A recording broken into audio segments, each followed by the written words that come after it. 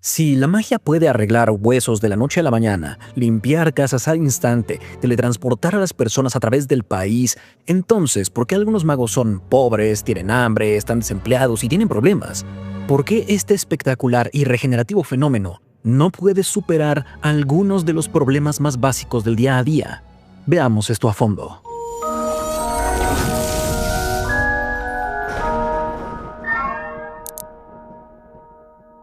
Bienvenidos a Harry Potter Theory Español.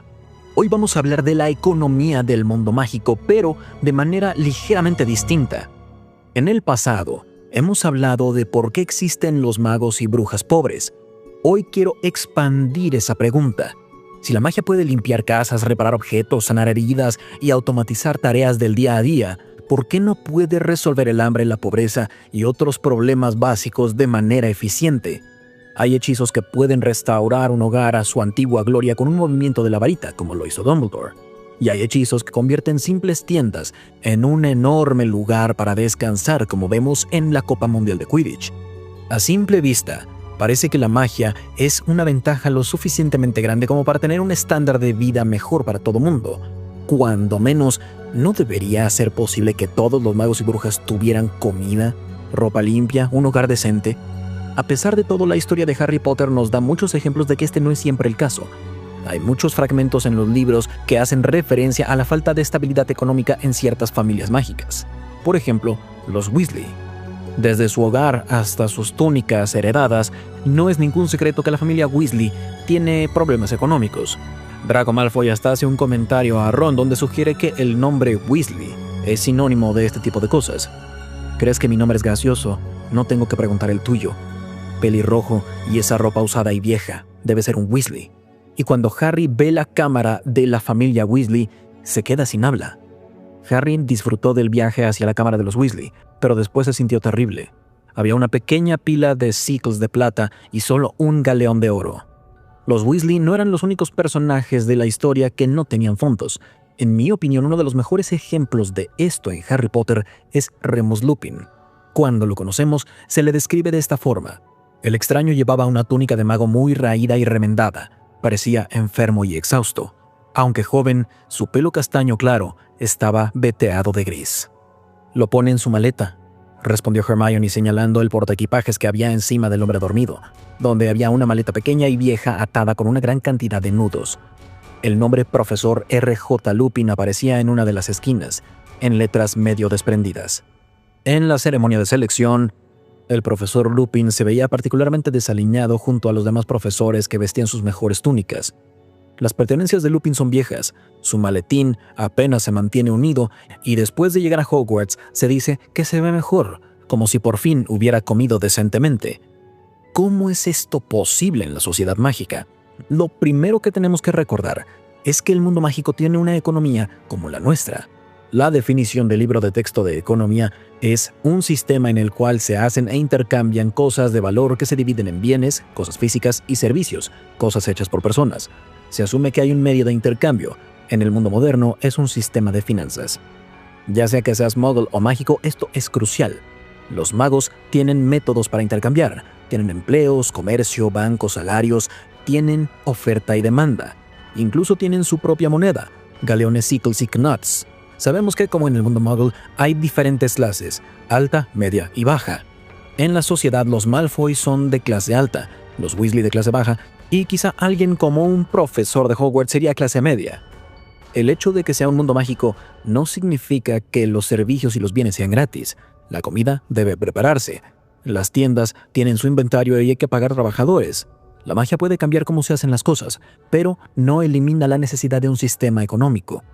Eso es solo una parte del rompecabezas sobre por qué existe la pobreza en la sociedad mágica. Una de las ideas preconcebidas más erróneas de Harry Potter es que la magia casi no tiene límites, pero esto no es cierto.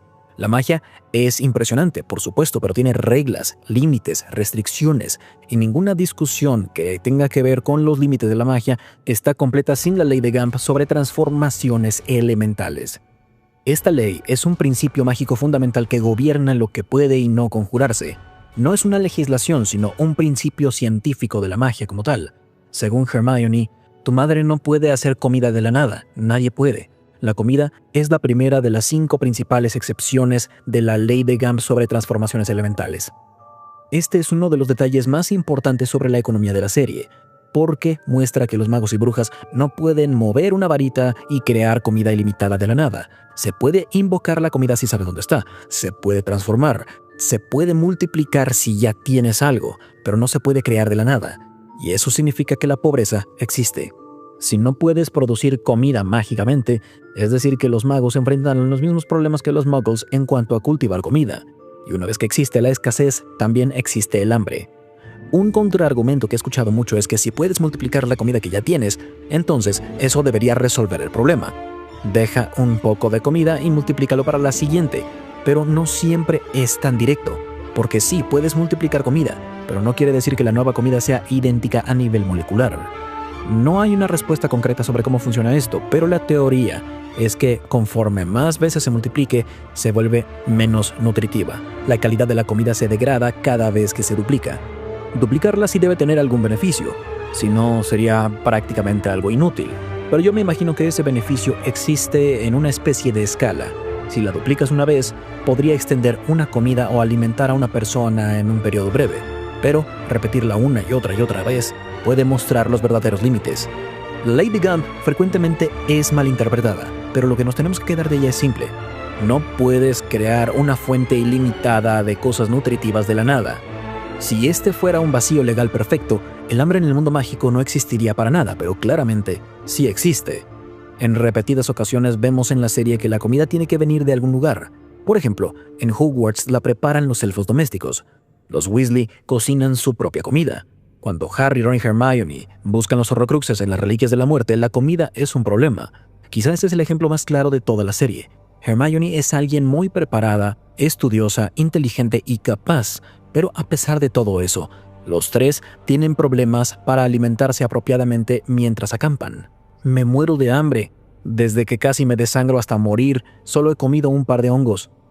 Multiplicar la comida ayuda. Puede extender tus recursos un poco, puede hacer que una comida dure más, pero hacer que algo dure más no es lo mismo a eliminar la escasez por completo.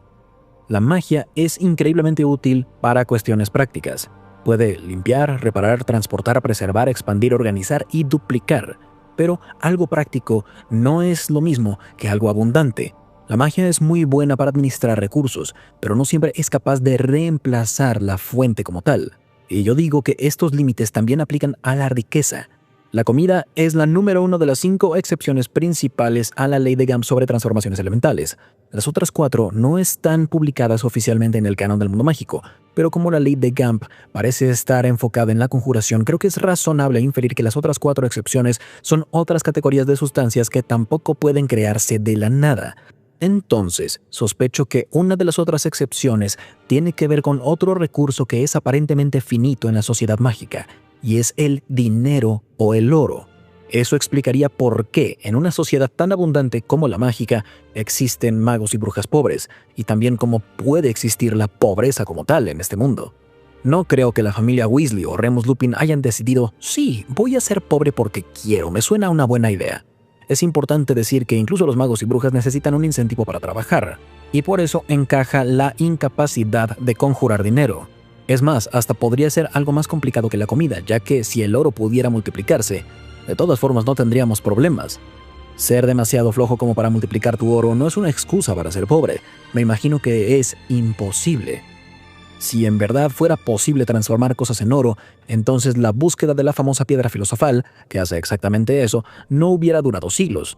Una excepción que se me ocurre es el oro que se multiplica en la cámara de Bellatrix, pero incluso eso se desmorona cuando lo analizamos porque esas copias no eran riqueza genuina, eran réplicas malditas, sin valor, diseñadas para castigar a ladrones. Hermione gritó de dolor. Harry la iluminó con su varita y vio que soltaba un cáliz con joyas incrustadas, pero al caer el objeto se desintegró y se convirtió en una lluvia de cálices, de modo que un segundo más tarde, con gran estruendo, el suelo quedó cubierto de copas idénticas que rodaron en todas direcciones y entre las que era imposible distinguir la original. Cuando Harry, Ron y Hermione se infiltran en la cámara del Strange, Griphook explica lo que pasa. Todo lo que toquen quemará y se multiplicará, pero las copias no valen nada. Si bien incrementa la cantidad del tesoro, el valor no. Agregaron la maldición gémino y flagrante, dijo Griphook. Todo lo que toquen quemará y se multiplicará, pero las copias no tendrán valor. Si siguen manipulando el tesoro, en algún momento serán aplastados hasta morir por el peso del oro. De manera extraña, la cámara de Bellatrix no desmiente la idea de que el oro esté limitado por la ley mágica, sino que refuerza este concepto. Los magos pueden imitar riqueza, duplicar apariencias, crear réplicas temporales, pero generar valor real parece ser algo totalmente distinto. Bien, la comida y el oro no son recursos infinitos que pueden multiplicarse para resolver los problemas, eso ya quedó claro. Pero, aún así, es difícil creer que ser mágico no es ser superior a ser muggle en este sentido. Por eso tenemos que verlo desde otra perspectiva. La pobreza no siempre se trata de una falta de recursos, y un ejemplo muy claro de esto es Lupin. Lupin era inteligente, tenía educación, era talentoso y era más que capaz de hacer muy buen trabajo. Su problema no era la incompetencia mágica, su problema era que era un hombre lobo, una condición que tiene un gran estigma en la sociedad mágica. Debido a eso, el tener un empleo estable era algo muy difícil para él, y Rowling ha comentado más al respecto al explicar que vivía prácticamente al día y aceptaba trabajos que estaban lejos de su nivel de habilidad. Remus vivía al día, aceptaba puestos que estaban por debajo de su nivel de habilidad. Sabía que tendría que dejarlos antes de que su patrón de enfermarse una vez al mes con la luna llena fuera descubierto por sus colegas. Esto nos habla de la pobreza en Harry Potter. No siempre es causada por una falta de soluciones mágicas, sino también por prejuicios, y de eso hay mucho en Harry Potter. Exclusión y los sistemas sociales. No hay hechizo para arreglar eso. Creo que la mejor forma de responder a la pregunta de por qué la magia no puede resolver la pobreza o el hambre es que es solo una herramienta conveniente. No es algo que pueda nivelar a nivel fundamental una economía típica. La magia puede ser muy efectiva para resolver cosas prácticas del día a día, ahorrar tiempo, reducir el trabajo y eliminar muchas frustraciones pequeñas con las que lidiamos en la vida ordinaria. Un mago o bruja puede lavar los platos sin tocarlos, pueden encender fuegos instantáneamente, empacar automáticamente, abrir puertas, incluso invocar objetos perdidos. En todos esos sentidos, la magia claramente mejora la vida de los magos en el día a día, pero mejorarla no es lo mismo que crear igualdad. Hay causas más profundas para la pobreza que están ligadas al acceso, las oportunidades y a la posición social. Una familia puede tener magia, pero también problemas económicos. También pueden rechazarlos en ciertas carreras. Pueden no heredar nada, enfrentarse a discriminación y tener demasiadas bocas que alimentar cuando no llega suficiente dinero. Los Weasley son un excelente ejemplo de esto. La magia hacía que manejar un hogar fuera más sencillo de muchas formas, pero no da riqueza a la familia de manera automática. No elimina los costos de criar hijos como los útiles, las túnicas o mantener un hogar. Y como dije antes, Lupin es otro muy buen ejemplo. La magia no resolvió su problema de empleo porque su mayor obstáculo no era algo práctico, era un estigma social. Entonces sí, la magia puede facilitarte la vida, pero en cuanto a los problemas fundamentales como la falta de igualdad, de oportunidades, prejuicios y estructura económica, hay poca evidencia de que la vida pueda volverse justa mágicamente. Y ese es un buen resumen de todo. ¿Se me fue algo? Díganlo en los comentarios. Y si les gusta el contenido, no olviden dejar un like y suscribirse al canal. Hasta la próxima, recuerden, la magia florece solo en almas únicas.